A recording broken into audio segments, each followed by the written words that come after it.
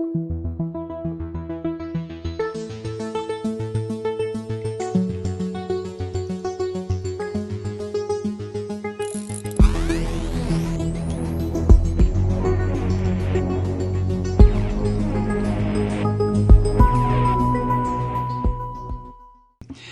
big story of the weekend, of course, is the release by the New York Times of an evaluation of Trump's tax returns. It's pretty gruesome what I've read. $750 in taxes, is what this orange bastard has paid. Well, okay. The capitalist system is structured to totally scramble the ability of the working man or woman to ever get ahead, so to speak, whatever that means. The capitalist system, and that includes the tax system, is set up to keep most of us, 90% of us perhaps, in some form of, if not poverty, a struggle just to keep our heads above water, so that the super wealthy and the ultra wealthy can continue their glorious lifestyles. We all know that, or we should know that by this point in this country's history and our own understanding of how the tax system works. Yeah, you and I can cheat little stuff. We can add mileage if we use our car for a living. We can declare certain expenses from a home office. You know, all kinds of little shitty little ways that we can knock off $20 here, $100 here. But you have to be a criminal, a gangster, and an evil bastard like Donald Trump to figure out how to eliminate 2 million, 10 million, 50 million, 100 million, and how to do the dance to keep $750 million in notes that are coming due to Trump from coming due. Anyway, if you want to see all of this, just go to the New York Times webpage. It's all there, nytimes.com. There's just a few general observations that I have about it, and they're pretty much based on the article itself. But the one thing that stood out, of course, I mean, there has to be little bullet points that get one's attention. Well, the one that got mine was that Donald Trump, the orange bastard, paid $750 in federal income taxes the year he won the presidency. And in his first year in the White House, this fascist prick, he paid another $750 in federal income taxes.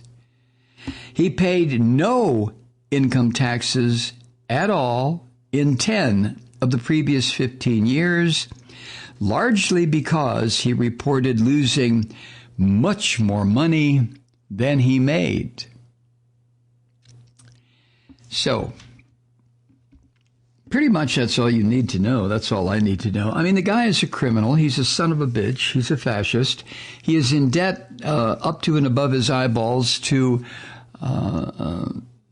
Russian moneylenders who hold him by his short hairs and dare him to say anything bad about Vladimir Putin, dare him to initiate any lasting policies towards Russia that might have a negative effect on anything about that country. And so far, Trump has behaved exactly as he is supposed to.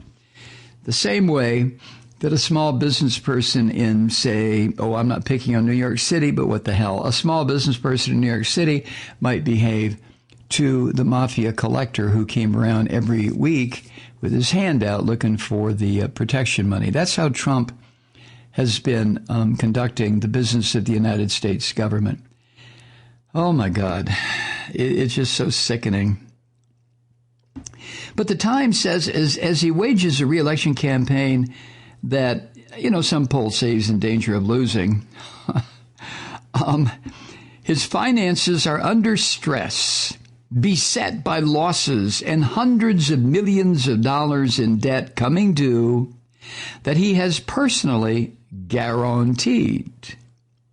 Also hanging over him is a decade-long audit battle with the Internal Revenue Service over the legitimacy of a $73 million tax refund that he claimed and received after declaring huge losses. An adverse ruling in that case could cost him more than $100 million, which I'm sure he could get from one of Putin's boys very easily. Anyway, the Times goes on and says that the tax returns that the orange bastard has long fought to keep private tell a story fundamentally different from the one he has sold to the American public. Well, I beg to differ with you just a moment, New York Times. Not to the American public, as he sold this bullshit, but to a certain percentage of the American public. That comprised of people who say, hey, if you can beat the IRS out of everything, screw them, beat them out of it. Or another group that says, well, I know somewhere in the Bible says, render unto Caesar that which is Caesar's and unto God that which is God's, but that was written for the Jews, and I'm not a Jew, so screw that. And I'm sure there are other Christians who continue to say, well, he's doing the Lord's work in putting fascists on the Supreme Court and putting fascists in positions in the federal judiciary, which will guarantee that when we make our move, we Christian evangelicals, small c, because Jesus Christ himself would spit on us, but when we make our move, we will have a federal judiciary locked in to say that everything we're doing, no matter how unconstitutional, is in fact constitutional. So the trade-off with the small c lying disgusting Christians in this country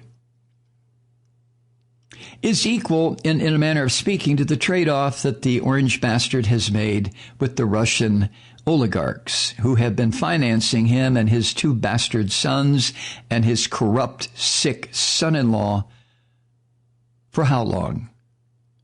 Years? Decades? But, I mean, so what? It's Donald Trump, right?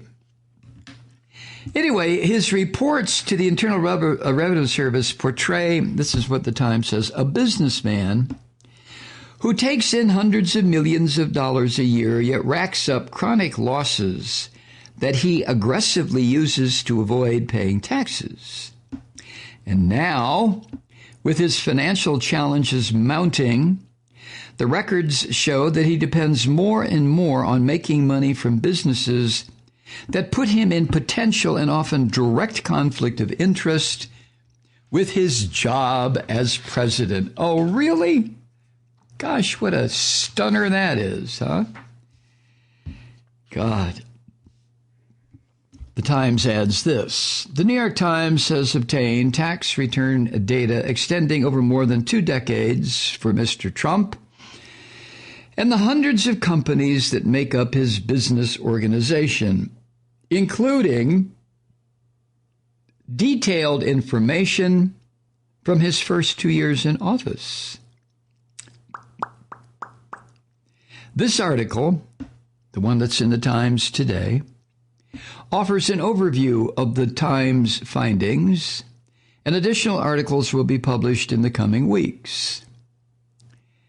And then they add this, the returns are some of the most sought after, the tax returns, some of the most sought after and speculated about records in recent memory. In the Orange Bastard's nearly 4 years in office and across his endlessly hyped decades in the public eye, journalists, prosecutors, opposition politicians, and conspiracists have, with limited success, sought to excavate the enigmas of his finances. Ooh, that is really a cool sentence, isn't it? God damn. By their very nature, the filings will leave many questions unanswered, many questioners unfulfilled.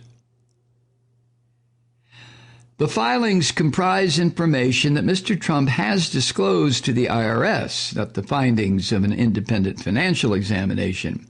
They report that Mr. Trump owes hundreds of millions of dollars in assets, but they do not reveal his true wealth.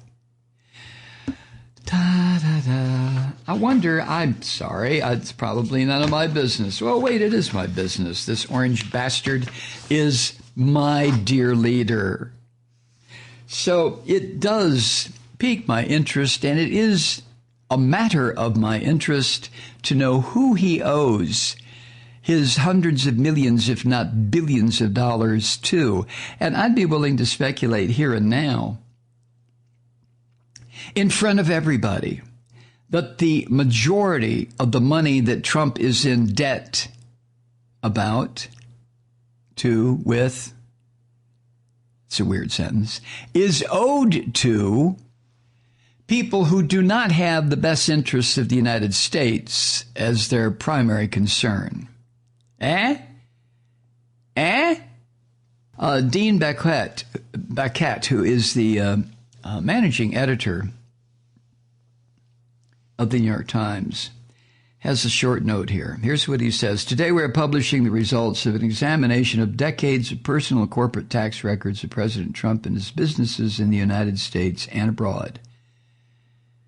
The records stretch from his days as a high-profile New York real estate investor through the beginnings of his time in the White House. A team of New York Times reporters has pored over this information to assemble the most comprehensive picture of the president's finances and business dealings to date. And we will continue our reporting and publish additional articles about our findings in the weeks ahead. We are not making the records themselves public because we do not want to jeopardize our sources, who have taken enormous personal risks to help inform the public.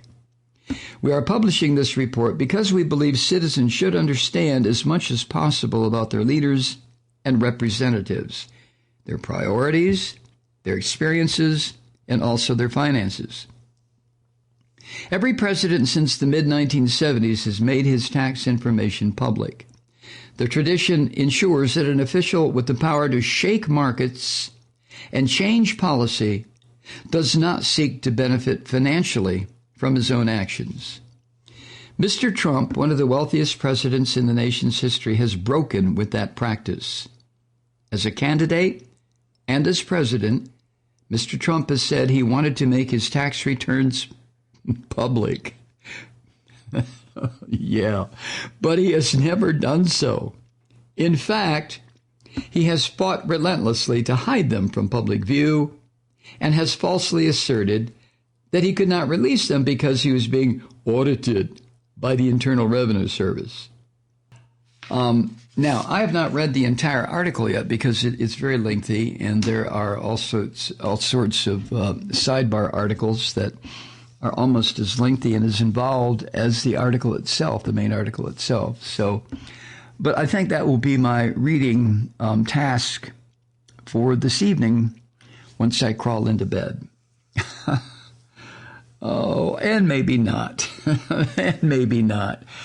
I mean, what do we need as any further evidence that Trump is every negative thing that one can possibly come up with? I mean, vocabulary is limited where it concerns the criminality, the evil machinations, the lies, the deceit, the immoral behavior of this thug, this punk, this television asshole who never should have, and would not have, had it not been for his Russian friends, never should have ascended to the presidency of the United States. Hey, Truth Seekers, while we're practicing safe social distancing, it's a great time to treat yourself with some seriously delicious, responsibly sourced coffee. Awaken to pleasure with River Moon Coffee. But don't take my word for it. Here are two recent reviews. Quote, "We sell River Moon Coffee at Marine General Store, and I can't seem to keep up with customer demand. Not only is the coffee excellent, but the philosophy behind it, the careful sourcing and constant research to bring a quality product to customers, appeals to the hearts of our community." End quote. And here's one from a fellow Malloy listener. Quote, "I love this coffee. I buy it in 5-pound bags. I especially love the Truth Seeker blend."